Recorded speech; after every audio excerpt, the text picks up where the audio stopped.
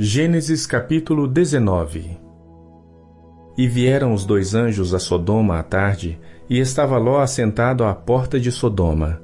E vendo-os Ló, levantou-se ao seu encontro, e inclinou-se com o rosto à terra, e disse: Eis agora, meus senhores, entrai, peço-vos, em casa de vosso servo, e passai nela a noite, e lavai os vossos pés.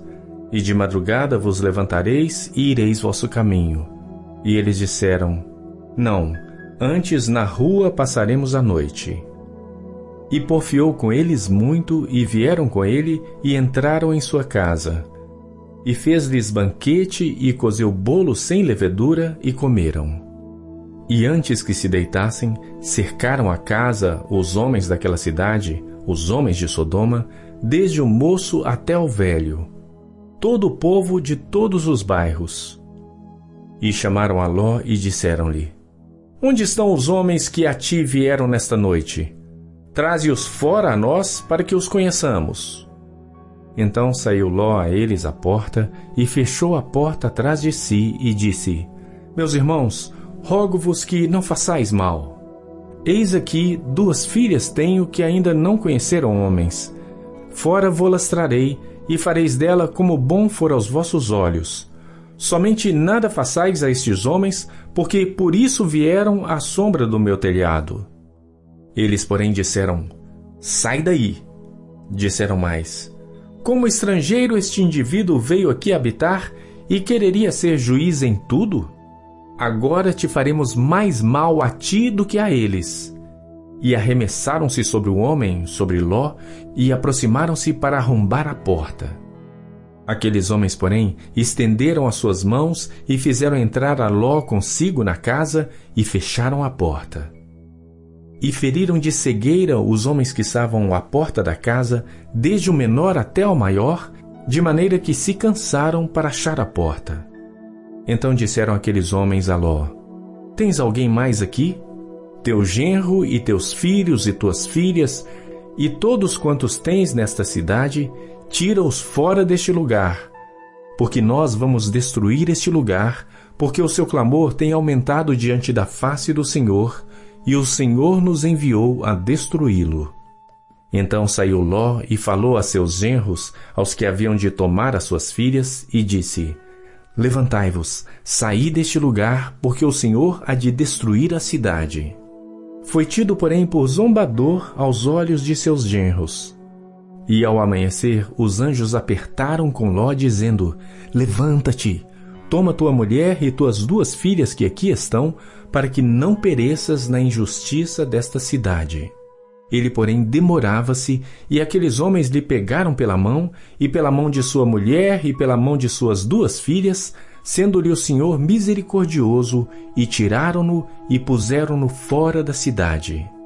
E aconteceu que, tirando-os fora, disse: Escapa-te por tua vida, não olhes para trás de ti, e não pares em toda esta campina. Escapa lá para o monte, para que não pereças. E Ló disse-lhe: Ora não, meu senhor, eis que agora o teu servo tem achado graça aos teus olhos, e engrandeceste a tua misericórdia que a mim me fizeste, para guardar a minha alma em vida. Mas eu não posso escapar no monte, para que, porventura, não me apanhe este mal e eu morra. Eis que agora aquela cidade está perto, para fugir para lá, e é pequena. Ora, deixe-me escapar para lá. Não é pequena? Para que a minha alma viva. E disse-lhe: Eis aqui, tenho-te aceitado também neste negócio, para não destruir aquela cidade de que falaste. Apressa-te, escapa-te para ali, porque nada poderei fazer enquanto não tiveres ali chegado. Por isso se chamou o nome da cidade Zoar. Saiu o sol sobre a terra quando Ló entrou em Zoar. Então o Senhor fez chover enxofre e fogo do Senhor desde os céus sobre Sodoma e Gomorra. E destruiu aquelas cidades e toda aquela campina, e todos os moradores daquelas cidades, e o que nascia da terra. E a mulher de Ló olhou para trás e ficou convertida numa estátua de sal. E Abraão levantou-se aquela mesma manhã, de madrugada, e foi para aquele lugar onde estivera diante da face do Senhor, e olhou para Sodoma e Gomorra e para toda a terra da campina. E viu, e eis que a fumaça da terra subia como a fumaça de uma fornalha. E aconteceu que, destruindo Deus as cidades da campina, lembrou-se Deus de Abraão, e tirou a Ló do meio da destruição, derrubando aquelas cidades em que Ló habitara. E subiu Ló de Zoar, e habitou no monte, e as suas 2 filhas com ele, porque temia habitar em Zoar, e habitou numa caverna, ele e as suas 2 filhas. Então a primogênita disse à menor: Nosso pai já é velho, e não há homem na terra que entre a nós, segundo o costume de toda a terra. Vem, demos de beber vinho a nosso pai, e deitemo-nos com ele, para que em vida conservemos a descendência de nosso pai. E deram de beber vinho a seu pai naquela noite. E veio a primogênita, e deitou-se com seu pai, e não sentiu ele quando ela se deitou, nem quando se levantou. E sucedeu no outro dia, que a primogênita disse à menor: Vês aqui, eu já ontem à noite me deitei com meu pai. Demos-lhe de beber vinho também esta noite, e então entra tu, deita-te com ele, para que em vida conservemos a descendência de nosso pai. E deram de beber vinho a seu pai também naquela noite. E levantou-se a menor e deitou-se com ele.